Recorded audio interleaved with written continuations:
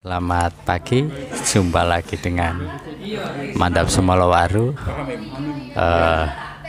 dari Jalan Semolowaru 45 Surabaya. Pagi ini kita ketemu dengan dua orang guru besar, dua orang profesor yang coba kita tanya-tanya mereka, para beliaunya ini punya kegelisahan apa di waktu-waktu gini ya, berkenaan dengan apa-apa saja tentang yang terjadi di nasional hari ini. Oke, kita amati perbincangan kita. Ya menjadi Indonesia tetap gitu. Bagaimana, bro? Indonesia yang diharapkan yang lebih baik gitu, yang dari ukuran mana, bro? yang paling tidak dari sisi kepentingan publik gitu.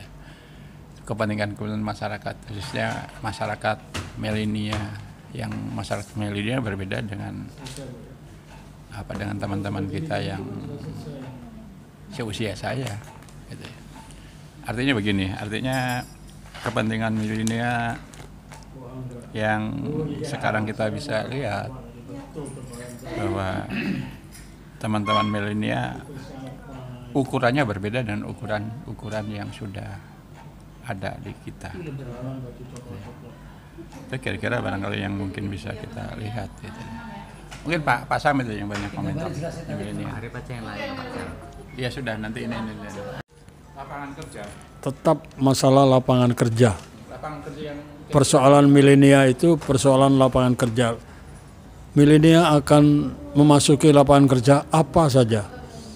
Dan saya bersyukur bahwa pemerintah telah membuka ya. Untuk jadi pegawai negeri itu Jawa Timur, Surabaya, seluruh Indonesia dibuka lapangan kerja. Jadi memang lapangan kerja ini kalau bisa ditampung sebanyak-banyaknya. Dan setiap investor yang masuk diberi persyaratan tentang lapangan kerja penduduk sekitar, penduduk setempat. Itu akan banyak pengaruhnya terhadap kehidupan milenial. Hanya itu yang dibutuhkan kaum milenial itu hanya itu. Pertama adalah lapangan kerja, kedua adalah kebebasan.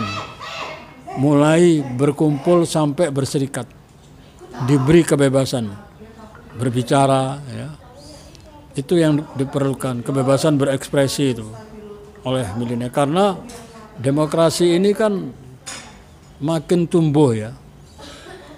Menurut O'Donnell itu yang saya ketahui tentang demokrasi, tentang transisi demokrasi itu adalah kalau pertumbuhan ekonominya baik, yang kedua pendidikannya baik atau banyak orang-orang terdidik. Sehingga kalau kita mau menumbuhkan kehidupan demokrasi, yaitu syaratnya. Sehingga kaum milenial ini bisa bersuara karena mereka terdidik, sadar akan hak-haknya. Orang terdidik kan menyadarkan hak-hak rakyat. Selama ini hak rakyat kan hanya pada DPR, DPRD, tidak pada rakyat pada umumnya. Nah itu yang diberi kebebasan, dan itu mayoritas adalah kaum milenial. Saya kira itu. Saya tanya terkait dengan milenial, khusus masalah budaya, terkait dengan norma. Kira-kira norma milenial itu kayak apa yang sekarang diresahkan oleh teman-teman?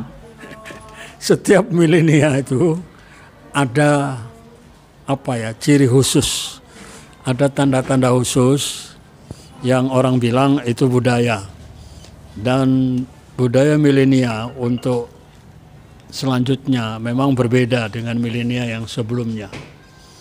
Jadi milenial yang selanjutnya budayanya akan lebih terbuka, akan lebih fair, sehingga mereka juga suka kalau pemerintahnya juga terbuka, juga fair, tidak tertutup. Jadi pemerintahan yang tertutup itu, yaitu setiap kebijakan publik masyarakat nggak perlu tahu alasannya apa, potensinya apa, sehingga timbul teka-teki. Itu nggak suka. Budaya milenial masa depan harus fair.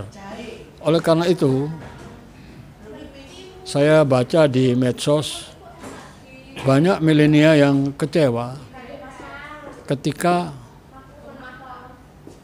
kabinet Jokowi ini dimasuki oleh yang namanya Nadiem Makarim yang alasannya tidak terbuka. Karena dia hanya pengusaha Gojek, sukses. Ya, kemudian dia jadi Menteri Pendidikan, tidak dijelaskan sejelas-jelasnya kepada masyarakat, dan dia sendiri tidak menjelaskan tentang apa yang dia kerjakan. Kecuali dia bilang saya ini lebih mengerti, lebih paham. Jadi ada semacam arogansi, itu nggak disukai kebijakan publik yang semacam itu. Jadi ya kita lihat saja nanti bagaimana kerja dari Menteri Pendidikan yang tidak punya pengalaman ini. Dan saya masih menganggap penting ya pengalaman itu. Masih menganggap penting, walaupun ada yang bilang tidak penting.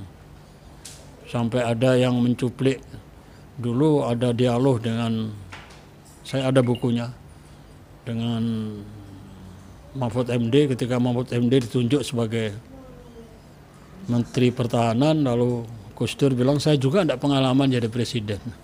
Tidak bisa analogi semacam itu. Jadi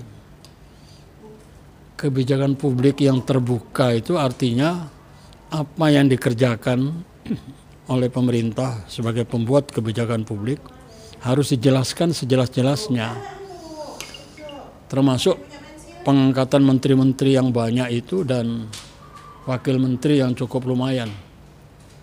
Itu harus dijelaskan sehingga ada penolakan ya, walaupun kita mengkritik NU ya, kok terlalu meminta jabatan Menteri Agama sehingga mengkritik Fakhrul Razi sehingga tidak diundang datang ke acara Hari Santri, itu kan suatu hal yang baru terjadi. Tapi itu fakta ya, bahwa ada penolakan dari kebijakan publik. Oleh karena itu dengan keterbukaan yang makin diharapkan oleh kaum milenial, maka pemerintah pun harus terbuka dalam segala hal ya, kebijakan apa saja. Sekarang di Surabaya ada satu perhimpunan para pemilik surat hijau. Mereka minta agar Ibu Risma memberikan kado ya terakhir supaya dihapus itu. Surat hijau digantikan dengan hak untuk memiliki sertifikat rumah. Banyak di Surabaya itu. Dan itu hanya ada di Surabaya. Nah ini yang perlu diperhatikan. Masyarakat makin berani, makin terbuka, dan pembuat kebijakan juga harus terbuka, seterbuka-bukanya. Dan itulah tanda bahwa demokrasi berjalan.